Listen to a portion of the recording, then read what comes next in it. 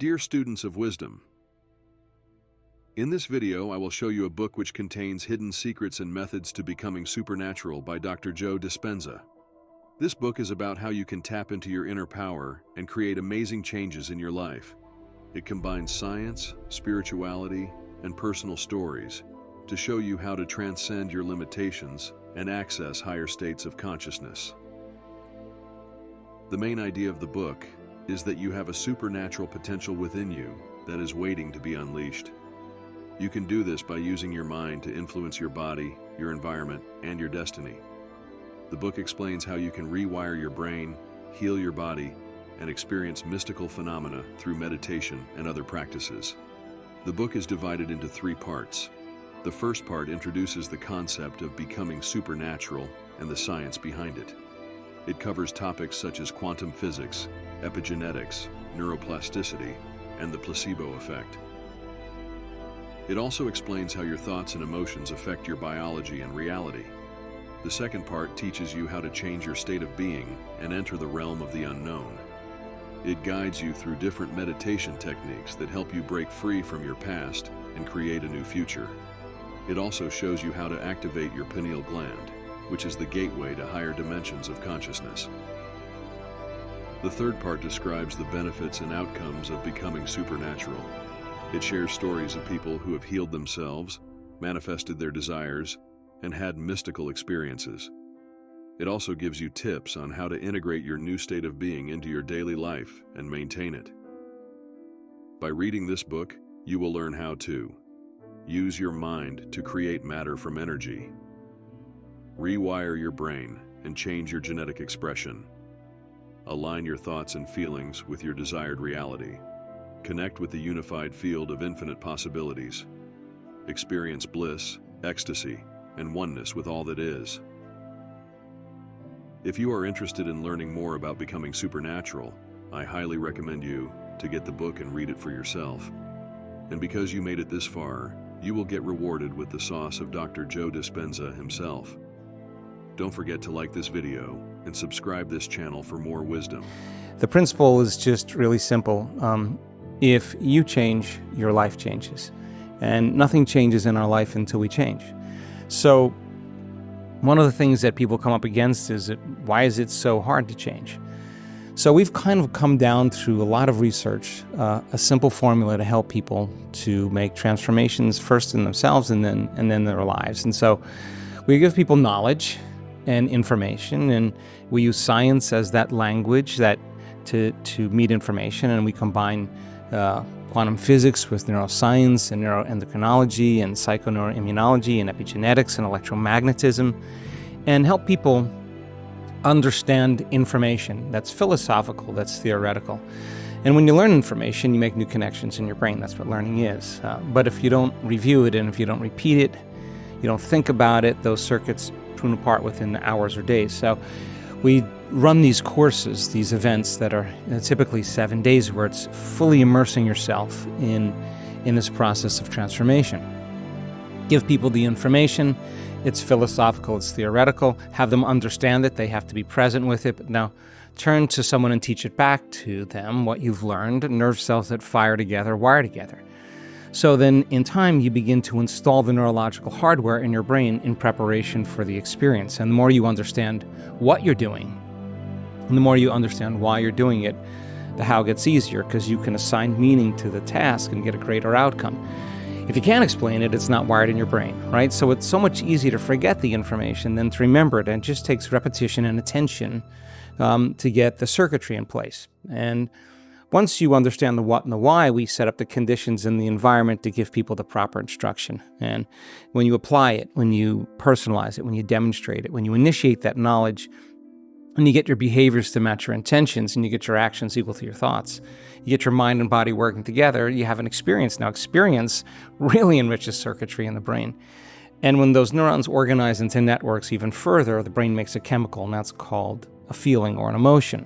So now when you feel abundant, when you feel successful, you feel unlimited, you feel whole, the experience is teaching the body chemically to understand what the mind is intellectually understood. So now the information is not in the brain anymore. The information is now in the body.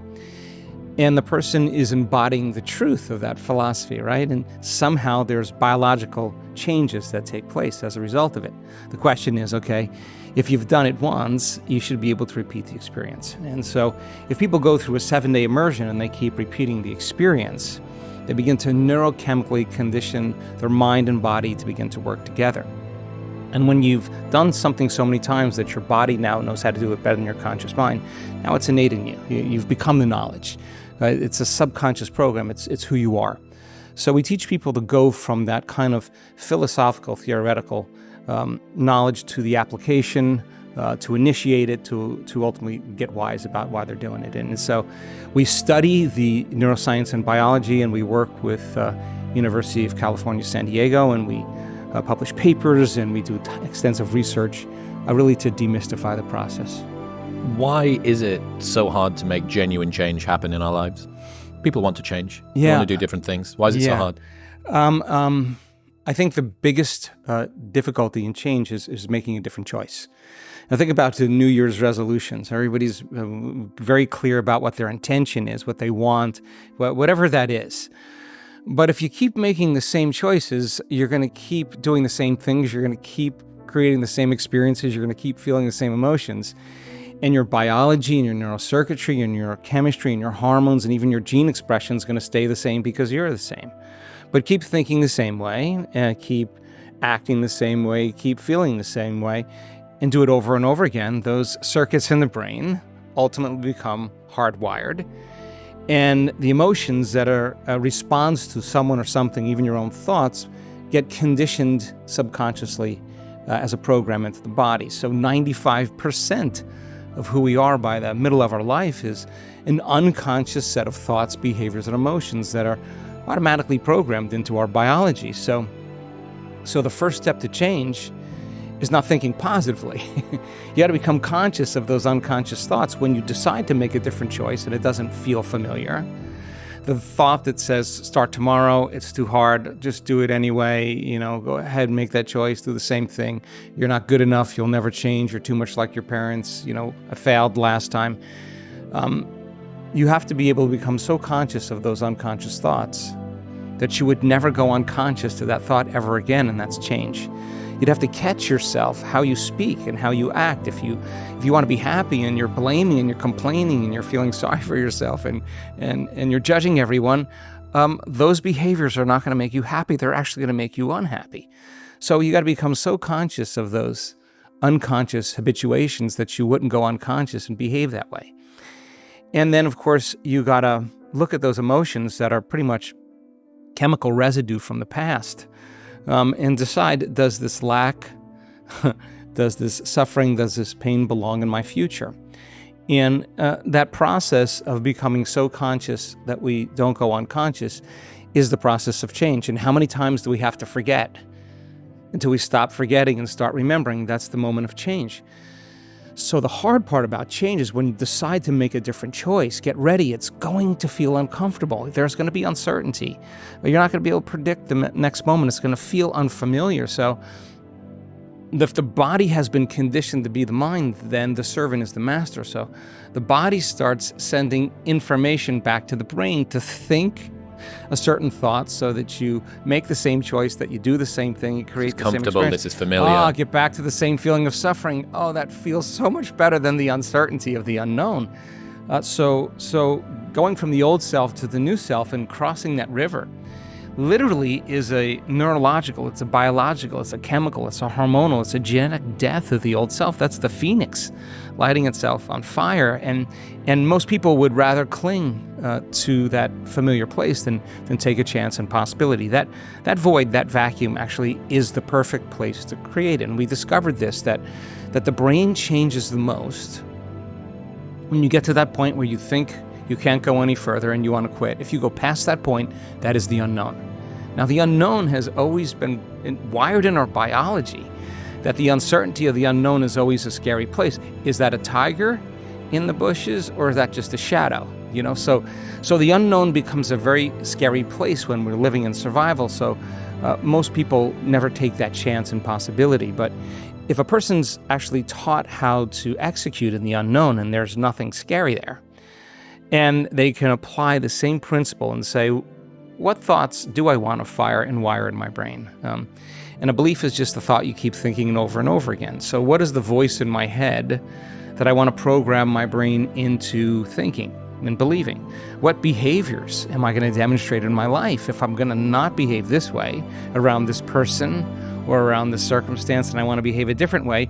Let me rehearse in my mind, close my eyes, and get really clear on how I'm going to respond or behave in this circumstance. And the act of mental rehearsal literally grows circuits in the brain. Now your brain's looking like you've already done it. Your brain is no longer a record of the past. It's being conditioned and mapped into the future. So now you have the circuitry in place.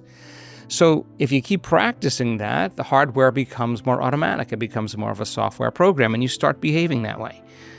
And then the biggest challenge then is, okay, if I'm not going to feel suffering, and I'm not going to feel pain, and I'm not going to feel judgment, but I want to feel grateful for my life, can I teach my body emotionally what my future will feel like before it happens? So once you start conditioning your body to an elevated emotion, and we tend to see that the heart-centered emotions tend to be the ones that produce the most dramatic changes in our biology, and the body's so objective, it really doesn't know the difference between the real-life experience that's creating that emotion and the emotion that you're creating by thought alone.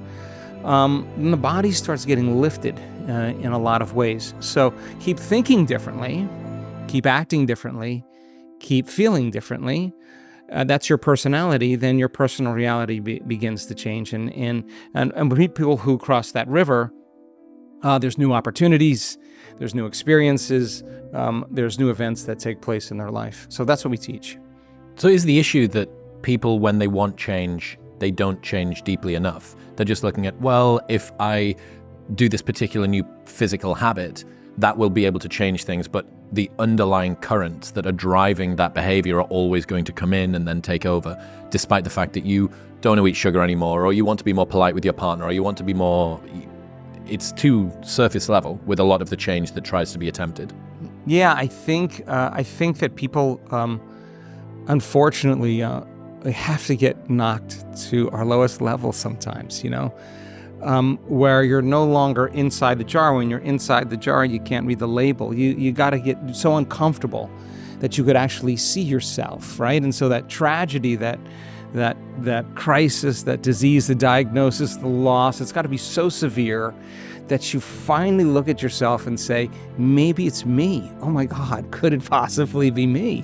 But you're looking at yourself kind of through the eyes of someone else because you don't feel like you in that moment. You're so uncomfortable that you can see yourself. That concept is called metacognition, right? So a lot of times people wait for that crisis or the diagnosis or the betrayal to go, oh my God, I got to really change because I'm really unhappy, or I can't blame that person or my past or my circumstance because and nothing's working here. I got to really start making those changes. So when they see themselves separate from their program, they're becoming conscious of their unconscious self. That is the first step to change. Now, I say you can learn and change in a state of pain and suffering, which most people like to do, or you can learn and change in a state of joy and inspiration, right? So could you be defined by a vision of the future?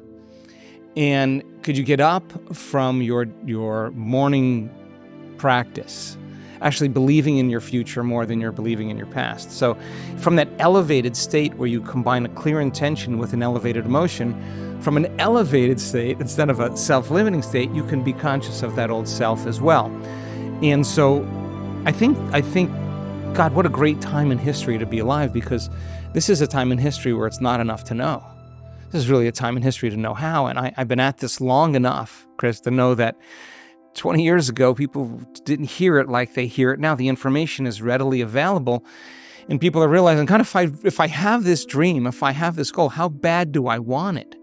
And if they really want it, and we've all done this, you sit down and you say, what would it be like to be super healthy, super wealthy, super in love, super mystical, transcendental, whatever it is? Like, you ask that question and your brain gets really creative. It starts combining circuits in new ways, and you start getting this vision of the future, this possibility that you actually put yourself in this future reality. It becomes so real that you start to feel the emotion as if you were actually there. And so that moment when you come out of your resting state, the stronger the emotion you feel when you hold that vision, the more you'll remember that vision. That's creating a memory. So the person comes out of their resting state and they make a decision with such firm intention that the amplitude of that decision carries a level of energy that causes their body to respond to their mind. That their choice that they're making in that moment becomes a moment in time that they would never forget. They'll say to you, I remember the moment I made up my mind to change. I was in this place, I was with these people, I was this particular time. That the event is a long-term memory, and they've come out of the resting state, and we could say then they're giving their body a taste of the future emotionally, and somehow they begin to embody whatever that future is, and now they begin to move in a different direction. And so they start trusting in their future more because they feel like they're connected to it. So then the person who's really interested in making a change would have to come to that same state again in order to produce the same effect. If they say, I don't feel like it, or I want to be nicer, or whatever, and there's nothing really at stake. You know, intention is really meaning. You gotta have a meaning behind what you're doing. So people who now say, I want a better life, I can't have a better life unless I change, and when I change, my life will change. Now you're not so interested in what's happening out there. You're more interested in what's going on inside of you.